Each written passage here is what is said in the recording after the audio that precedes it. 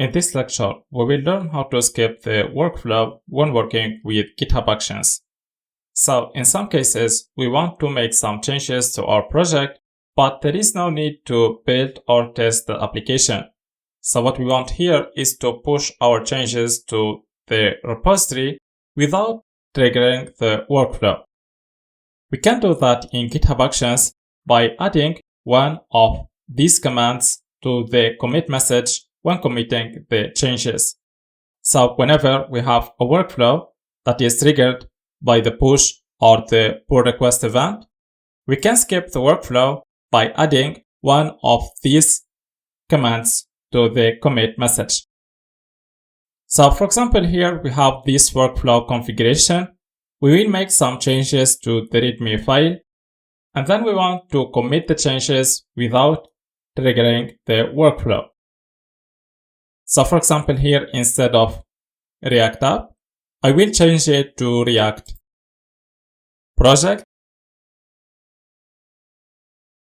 So now I want to commit the changes without triggering the workflow. So let's click here on this icon to commit the changes. So let's refresh by clicking here. So we made only one change to the README file.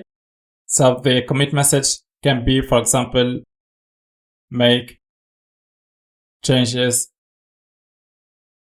to the README file. If we commit the changes with this commit message, the workflow will be triggered, okay? But we want here to skip the workflow. So what we have to do is to add one of these commands to the commit message, okay? For example, we can use the first one, skip CI. So let's copy the first one. And we will add it to the commit message. So now we will commit and push the changes, and we expect the workflow to be skipped, so it should not be triggered. So let's commit and push the changes by clicking here.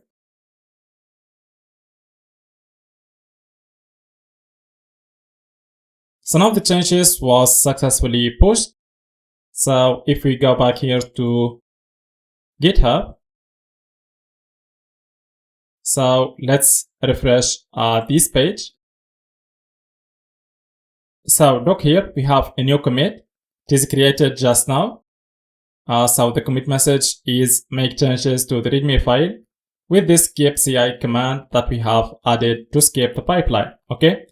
So now if we go to the workflows, so look here, we didn't have any new workflow triggered. Okay. And that means that the workflow was successfully skipped. So that's how we can skip the workflow when working with GitHub Actions. So what we have to do is to add one of these commands to the commit message. So that's it for now. I hope that everything is clear, and thank you very much.